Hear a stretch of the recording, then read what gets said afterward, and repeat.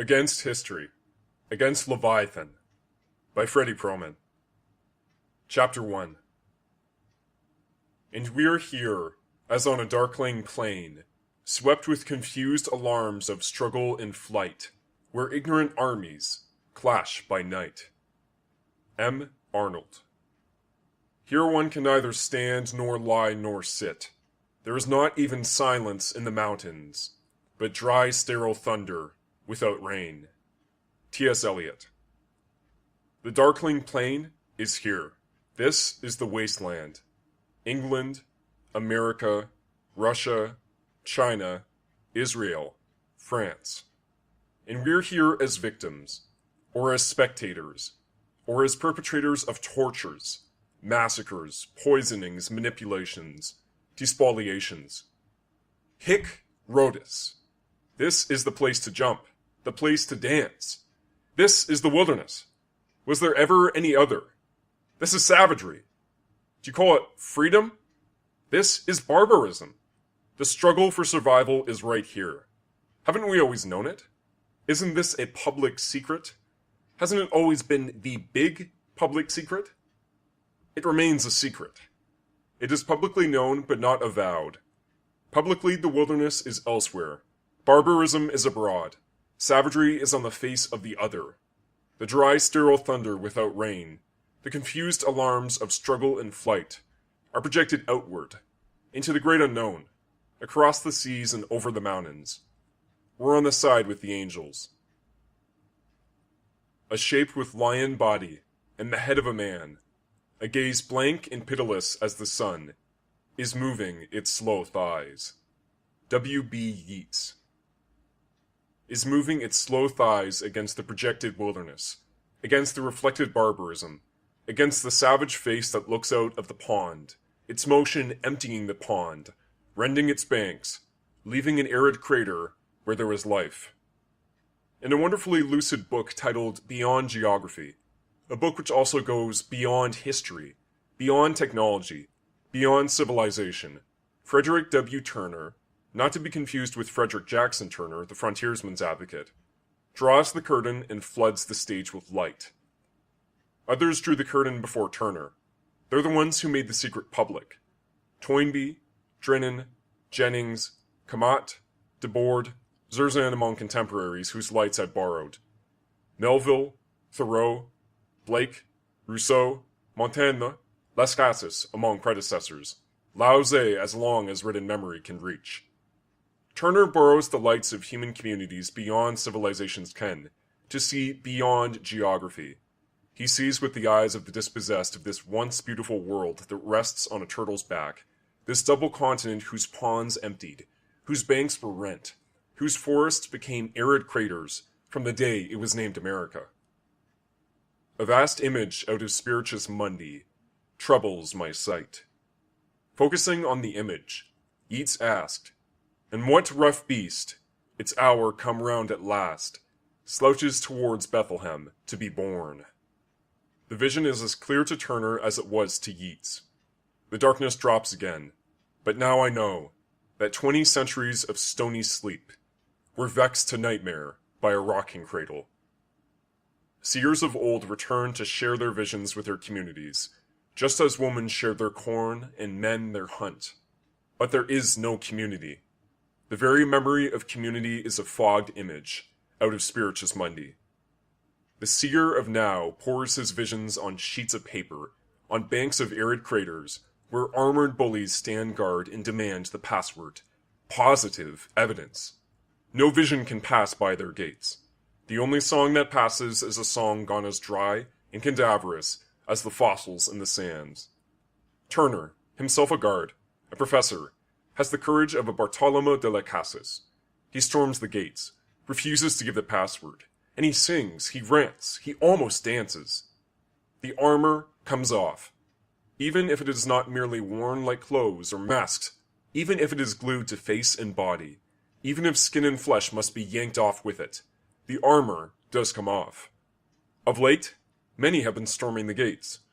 Only recently one saying that the net of factories and mines was the Gulag archipelago, and all workers were Zeks, namely conscripts, inmates, or labor gang members. and others saying that the Nazis lost the war, but their new order didn't. Ranters are legion now. Is it about to rain? Is it the twilight of a new dawn? Or is it the twilight in which Minerva's owl can see, because day is all done? Turner, Toynbee, and others are focusing on the beast that is destroying the only known home of living beings. Turner subtitles his book, The Western Spirit Against the Wilderness. By Western spirit, he means the attitude or posture, the soul or spirit of Western civilization, known nowadays as civilization. Turner defines wilderness the same way the Western spirit defines it, except that the term is positive for Turner, negative for the Western spirit. Wilderness embraces all of nature, and all the human communities beyond civilization's ken. In his study of history, Arnold Toynbee expressed enthusiasm for history and for civilization. After seeing the rise and fall of the Nazi Third Order and all the refinements it brought in its train, Toynbee lost his enthusiasm. He expressed his loss in a book called Mankind and Mother Earth. The vision in this book is kin to Turner's. Mankind is rending Mother Earth asunder. Toynbee's term mankind embraces the Western spirit, as well as the communities beyond civilization's ken, and his Mother Earth embraces all life. I'll borrow Toynbee's term Mother Earth. She's the first protagonist. She's alive. She's life itself. She conceives and births everything that grows. Many call her nature. Christians call her wilderness. Toynbee's other name for her is biosphere. She's the dry land, the water and the earth enveloping our planet. She's the sole habitat of living beings. Toynbee describes her as a thin, delicate skin, no higher than planes can fly, and no lower than mines can be dug. Limestone, coal, and oil are part of her substance. They are matter that once lived. She selectively filters radiation from the sun, precisely in such a way as to keep life from burning. Toynbee calls her an excrescence, a halo or rust, on the planet's surface, and he speculates that there may be no other biospheres. Toynbee says mankind, human beings, in other words, we, have grown very powerful, more powerful than any other living beings, and at last more powerful than the biosphere. Mankind has the power to wreck the delicate crust, and is doing it. There are many ways to speak of a trap.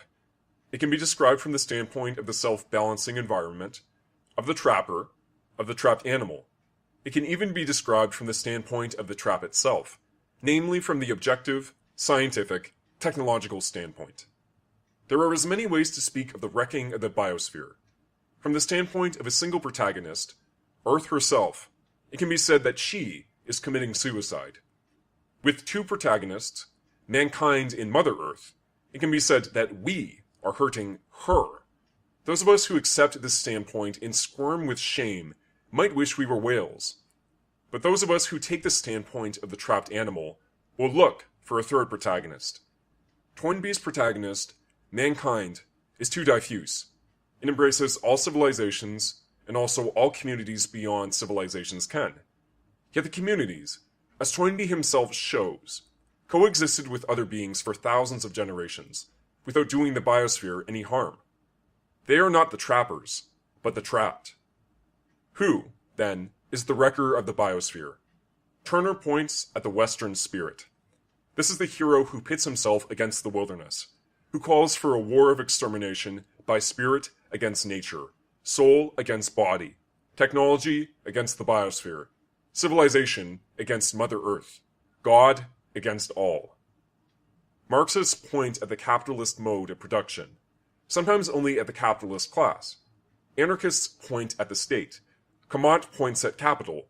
New ranters point at technology, or civilization, or both. If Toynbee's protagonist, mankind, is too diffuse, many of the others are too narrow. The Marxists see only the mote in the enemy's eye. They supplant their villain with a hero, the anti-capitalist mode of production, the revolutionary establishment. They fail to see that their hero is the very same, shaped with lion body and the head of a man, a gaze blank and pitiless as the sun. They fail to see that the anti-capitalist mode of production wants only to outrun its brother in wrecking the biosphere. Anarchists are as varied as mankind. There are governmental and commercial anarchists, as well as a few for hire. Some anarchists differ from Marxists only in being less informed. They would supplant the state with a network of computer centers, factories, and mines coordinated by the workers themselves, or by an anarchist union. They would not call this arrangement a state. The name change would exorcise the beast. Kamat, the New Ranters, and Turner treat the villains of the Marxists and anarchists as mere attributes of the real protagonist. Kamat gives the monster a body. He names the monster Capital, borrowing the term from Marx but giving it a new content. He promises to describe the monster's origin and trajectory, but has not yet done so. The New Ranters have borrowed lights from Lewis Mumford, Jacques Ellul, and others, but have not, to my knowledge, gone further than Kamat. Turner goes further. His aim is to describe only the monster's spirit, but he knows it is the monster's body that destroys the bodies of human communities and the body of Mother Earth. He says much about the monster's origin and trajectory, and he speaks often of its armor, but it is beyond his aim to name the monster or describe its body. It is my aim to speak of the beast's body, for it does have a body, a monstrous body, a body that has become more powerful than the biosphere. It may be a body without any life of its own. It may be a dead thing, a huge cadaver. It may move its slow thighs only when living beings inhabit it. Nevertheless, its body is what does the wrecking. If the biosphere is an excrescence on the planet's surface, the beast that is wrecking her is also an excrescence. The Earthwrecker is a rust or halo on the surface of a human community. It is not excreted by every community, by mankind. Toynbee himself puts the blame on a tiny minority, on very few communities. Perhaps the cadaverous beast was excreted by only one community among the myriads. The cadaverous beast excreted by a human community is young. It is at most 200 or 300 generations old. Before turning to it, I'll glance at human communities, for they are much older. They are thousands of generations old. We are told that even human communities are young, that there was an age when all was water, until a muskrat dived to the sea bottom and brought earth to the turtle's back. So we're told. Supposedly the first walkers who benefited from the muskrat's exertions were giants or gods, who are nowadays called dinosaurs. Modern grave robbers have been digging up these gods' bones and displaying the bones in glass cases of positive evidence. The grave robbers use these bone cases to bully all stories other than their own out of human memory. But the grave robbers' stories are duller than the myriad of other stories, and their cases of bones shed light only on the grave robbers themselves. The stories are as varied as their tellers. In many of the stories, memory strains to reach an age when memory, was lodged in a grandmother who knew the swimmers, crawlers, and walkers as her kin, because she walked on her hind legs, no more frequently than they. In one ancient account, the first grandmother fell to earth from a hole in the sky. In a modern account, she was a fish with a snout who, having playfully practiced breathing by sticking her snout above water, survived thanks to this trick when her pond dried up. In another ancient account, the biosphere swallowed several grandmothers before the general progenitor made her appearance, and is expected to swallow this progenitor's great-grandchildren. Toynbee may turn out to be wrong about the relative power of the two protagonists. Many stories tell of miniature grandparents, midgets. A modern account calls them tree shrews. These midgets inhabited the earth while the giants, the dinosaurs, walked about in the light of day. Prudent tree shrews climbed down to feast on the insects at night, not because the giants were mean, but because of the discrepancy in size. Many of the tree shrews were satisfied with this arrangement, and they remained tree shrews. Some, undoubtedly a small minority, wanted to walk about in the light of day. Fortunately for the restless ones, the dinosaurs were among the grandmothers swallowed by the biosphere. Former tree shrews could bask in the sun, or dance and play in broad daylight, without fear of being trampled. Minorities among these grew restless. Some wanted to crawl, others to fly. The smug, conservative majorities, happy with their capacities, fulfilled by their environments, remained what they were. The managers of Gulag's islands tell us that the swimmers, crawlers, walkers, and flyers spent their lives working in order to eat. These managers are broadcasting their news too soon. The varied beings haven't all been exterminated yet. You, reader, have only to mingle with them, or just watch them from a distance, to see that their waking lives are filled with dances, games, and feasts. Even the hunt, the stalking and feigning and leaping, is not what we call work, but what we call fun. The only beings who work are the inmates of Gulag's islands, the Zeks. The Zeks' ancestors did less work than a corporation owner. They didn't know what work was. They lived in a condition Jean-Jacques Rousseau called the state of nature. Rousseau's term should be brought back into common use. It grates on the nerves of those who, in Raoul Vanegame's words, carry cadavers in their mouths. It makes the armor visible. Say, the state of nature, and you'll see the cadavers peer out. Insist that freedom and the state of nature are synonyms, and the cadavers will try to bite you. The tame, the domesticated, try to monopolize the word freedom. They'd like to apply it to their own condition. They apply the word wild to the free, but it is another public secret that the tame, the domesticated, occasionally become wild but are never free so long as they remain in their pens. Even the common dictionary keeps this secret only half hidden. It begins by saying that free means citizen, but then it says free. A. Not determined by anything beyond its own nature or being. B. Determined by the choice of the actor or by his wishes. The secret is out. Birds are free until people cage them. The biosphere, Mother Earth herself, is free when she moistens herself, when she sprawls in the sun and lets her skin erupt with varicolored hair, teeming with crawlers and flyers. She is not determined by anything beyond her own nature or being until another sphere of equal magnitude crashes into her, or until a cadaverous beast cuts into her skin and rends her bowels. Trees, fish, and insects are free as they grow from seed to maturity, each realizing its own potential, its wish, until the insect's freedom is curtailed by the birds. The eaten insect has made a gift of its freedom to the bird's freedom. The bird, in turn, drops and manures the seed of the insect's favorite plant, enhancing the freedom of the insect's heirs. The state of nature is a community of freedoms. Such was the environment of the first human communities, and such it remained for thousands of generations. Modern anthropologists who carry gulag in their brains reduce such human communities to the motions that look most like work, and give the name gatherers to people who pick and sometimes store their favorite foods. A bank clerk would call such communities savings banks. The Zeks on a coffee plantation in Guatemala are gatherers, and the anthropologist is a savings bank. Their free ancestors had more important things to do. The Kong people miraculously survived as a community of free human beings into our own exterminating age. R.A. Leakey observed them in their lush African forest homeland. They cultivated nothing except themselves. They made themselves what they wished to be. They were not determined by anything beyond their own being. Not by alarm clocks, not by debts, not by orders from superiors. They feasted and celebrated and played, full time, except when they slept. They shared everything with their communities. Food, experiences, visions, songs. Great personal satisfaction, deep inner joy, came from the sharing. In today's world, wolves still experience the joys that come from sharing. Maybe that's why governments pay bounties to the killers of wolves. Stanley Diamond observed other free human beings who survived into our own age, also in Africa.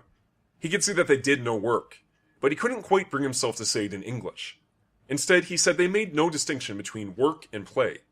Does Diamond mean that the activity of the free people can be seen as work one moment, as play another, depending on how the anthropologist feels? Does he mean that they didn't know that their activity was work or play? Does he mean we, you and I, Diamond's armored contemporaries, cannot distinguish their work from their play? If the Kung people visited our offices and factories, they might think we're playing. Why else would we be here?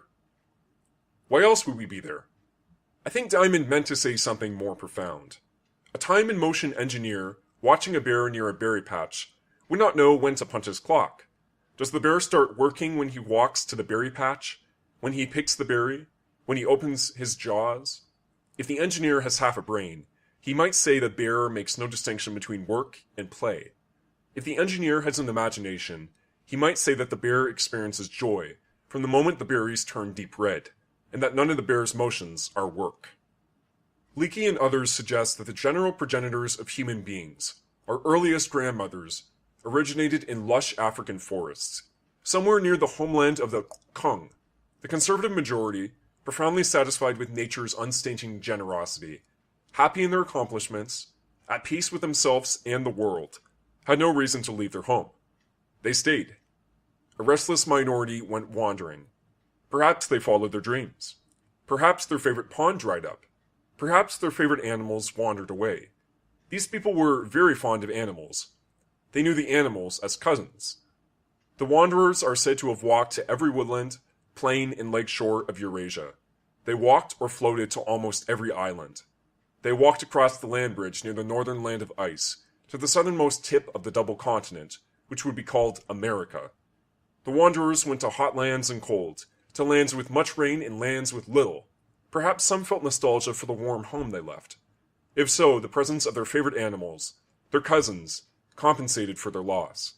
We can still see the homage some of them gave to these animals on cave walls of Altamira, on rocks in Abrigo do Sol in the Amazon Valley. Some of the women learned from birds and winds to scatter seeds. Some of the men learned from wolves and eagles to hunt. But none of them ever worked, and everyone knows it. The armored Christians who later discovered these communities knew that these people did no work, and this knowledge grated on Christian nerves. It rankled. It caused cadavers to peep out. The Christians spoke of women who did lurid dances in their fields instead of confining themselves to chores. They said hunters did a lot of devilish hocus-pocus before actually drawing the bowstring. These Christians, early time-in-motion engineers, couldn't tell when play ended and work began. Long familiar with the chores of Zex, the Christians were repelled by the lurid and devilish heathen who pretended that the curse of labor had not fallen on them. The Christians put a quick end to the hocus-pocus and the dances, and saw to it that none could fail to distinguish work from play. Our ancestors, I'll borrow Turner's terms and call them the possessed, had more important things to do than struggle to survive. They loved nature, and nature reciprocated their love. Wherever they were, they found affluence, as Marshall Solon shows in his Stone Age Economics. Pierre Clastres' Society Against the State insists that the struggle for subsistence is not verifiable among any of the possessed. It is verifiable among the dispossessed, in the pits and on the margins of progressive industrialization. Leslie White, after a sweeping review of reports from distant places and ages, a view of primitive culture as a whole, concludes that there's enough to eat for a richness of life rare among the civilized. I wouldn't use the word primitive to refer to a people with a richness of life. I would use the word primitive to refer to myself and my contemporaries, with our progressive poverty of life. The main part of our poverty is that the richness of life of the possessed is barely accessible to us, even to those of us who have not chained our imaginations. Our professors talk of fruits and nuts, animal skins and meat. They point to our supermarkets, full of fruits and nuts. We have an abundance our ancestors didn't dream of. QED. These are, after all, the real things, the things that matter. And if we want more than fruits and nuts, we can go to the theater and see plays. We can even sprawl in front of the TV and consume the entire worldwide spectacle. Hallelujah! What more could we want? Thanks to our professors, we barely have access to our dangerous, demonic, possessed ancestors who thought fruits and nuts were not the real things but trivia, who abandoned themselves to visions, myths, and ceremonies. Thanks to our professors, we now know that visions are personal delusions, myths are fairy tales, and ceremonies are play acting, which we can see at any time in the movies. We even know a lot about possession. Possession is ownership.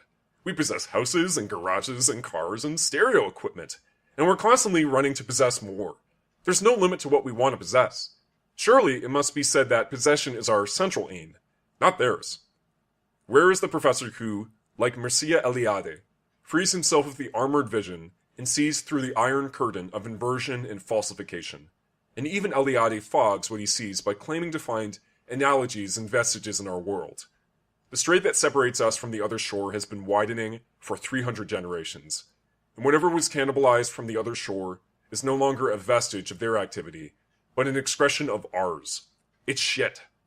Reduced to blank slates by school, we cannot know what it was to grow up heirs to thousands of generations of vision, insight, and experience. We cannot know what it was to learn to hear the plants grow, and to feel the growth. We cannot know what it was to feel the seed in the womb, and learn to feel the seed in Earth's womb, to feel as Earth feels, and at last to abandon oneself and let Earth possess one, to become Earth, to become the first mother of all life. We're truly poor. Thousands of generations of vision, insight, and experience have been erased. Instead of abandoning ourselves, instead of savoring what little we can of their powers, we define and categorize. We speak of matriarchy. The name is a cheap substitute for the experience. It is a bargain, and we're always on the lookout for bargains. Once the name is on the door can be closed, and we want the doors to stay closed. The name matriarchy is on the door of an age when women knew themselves, and were known by men as the conceivers, as the creators of life, as embodiments of the first being, as first beings. To know the name on the door is to know nothing. Knowledge begins on the other side of the threshold. Even the name on the door is wrong. Matri refers to mother, but archy comes from an altogether different age.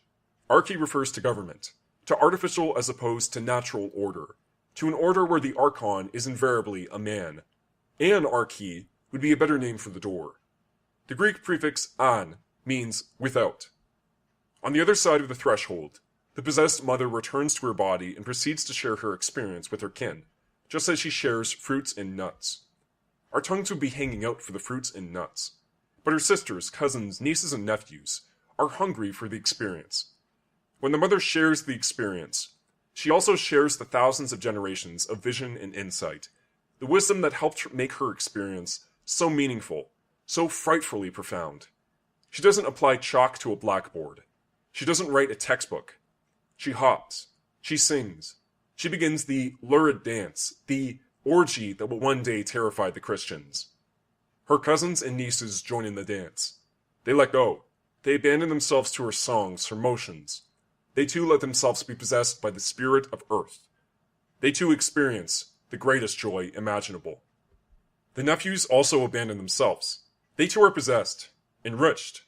But when the ceremony is over, they sense that they have less to look forward to than their sisters. They know they're not creators of life, first beings. In The Flounder, Günter Grass vividly portrays the inferiority complex of these nephews, these males in the state of nature. They're studs. They're sexual objects. They're the ones who preen and ornament themselves to make themselves attractive to women, like peacocks, ducks, and other cousins of theirs. The nephews take phallus-shaped spears and arrows to the woods, and they return to the village with meat. But they know that meat, if not as common as fruits and nuts, is still trivial compared to their aunt's trips of possession and self-abandon, for such trips bring one face to face with the very springs of being.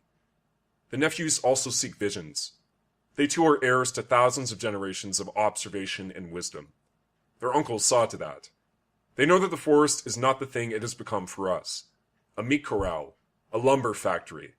They know the forest as a living being who teems with living beings. They too, like their aunt, let go of themselves. Let themselves be possessed by the spirit of a tree, of a place, of an animal.